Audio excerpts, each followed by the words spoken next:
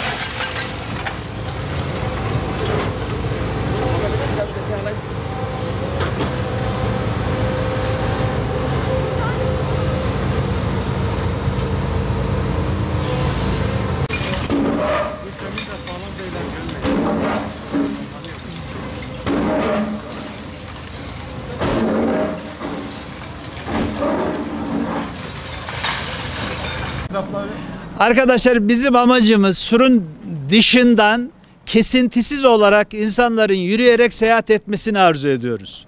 Yani buradan yürümeye başlayan bir insanın Millet Bahçesi'ne kadar kesintisiz yürümesini sağlayacak kamulaştırma çalışmalarımız devam edecek. Bu son değil. Bundan sonra 3. etap, 4. etap çalışmalarımız da olacak. Finansman ayarladıkça, kaynak buldukça bu çalışmalara devam edeceğiz. Toplam öngörülen kaç bina yıkılacak efendim? Toplam bahsettiğiniz etaplar oranında.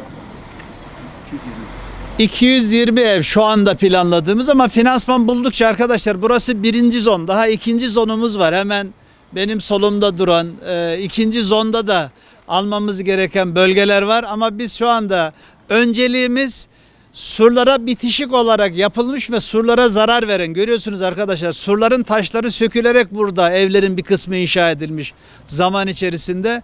Özellikle surlara zarar veren yapıları alıp ve oradan da surların taşlarını ayıklayıp tekrar surların restorasyonunda kullanmak bizim önceliğimiz şu anda. Son dönemde farklı çalışmalarımız var. Bir taraftan burçların temizliğini yapıyoruz. Restorasyon ihalemiz var. Urfa Kapı'dan Yedikardeş Burcu'na kadar olan bölgede şu anda büyük bir restorasyon çalışmamız devam ediyor. Bir taraftan da surların etrafının temizlenmesi, surlara bitişik olarak oluşturulmuş, zaman içerisinde oluşturulmuş çarpık yapıların ortadan kaldırılarak surların ihtişamının ortaya çıkarılmasıyla ilgili kamulaştırma çalışmalarımız da devam ediyor. 1. etapta Benüsem Mahallesi'nde biliyorsunuz daha önce sizlerle paylaşmıştık. 41 yapının kamulaştırılması, temizlenmesi ve ayıklanması çalışmaları tamamlanmıştı. Ve o çalışmadan sonra gördük ki surlarda gerçekten bu çarpık yapılaşmanın gizlemiş olduğu çok muhteşem kitabeler, çok muhteşem nişler de var.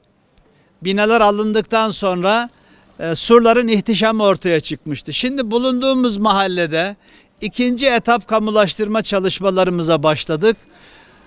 Burada da yine 29 binanın kamulaştırması tamamlandı. Az önce sizinle beraber gezmiş olduğumuz bölgedeki binaların yıkımına başlandı. Burada da başka bir şey ortaya çıkmış oldu. Diyarbakır surlarında da diğer şehir surlarında olduğu gibi bir iç sur bir dış sur var. Bizim dış surlar neredeyse tamamen ortadan kalkmıştı. Burada dış surun temellerine rastladık. Yıktığımız evlerin bir kısmı ev temeli olarak dış sur temellerini kullandığını gördük. O da bizim açımızdan çok önemli. Değerli arkadaşlar, bizim amacımız Diyarbakırlı vatandaşlarımızın bizden en önemli taleplerinden birisi olan, ben Diyarbakır'a atandığımda Diyarbakırlı hemşehrilerimizin bizden en önemli talebi, Diyarbakır'ın en önemli kültürel varlığı olan Diyarbakır surlarının korunması ve ihyası ile ilgili bizden çalışma talep etmişti Diyarbakırlı hemşehrilerimiz. Biz de vatandaşımızın bu talebini de dikkate alarak 5 aydır Diyarbakır'dayım ve surlarla ilgili de çok önemli mesafeler aldık ve bundan sonra da bu çalışmalarımıza devam edeceğiz. Bu yapmış olduğumuz ikinci etap kamulaştırmanın finansal kaynağını Çevre Şehircilik Bakanlığımız ve Sayın Bakanımız Murat Kurum'un son Diyarbakır seyahatinde kendisine biz bir projeyi anlatmıştık.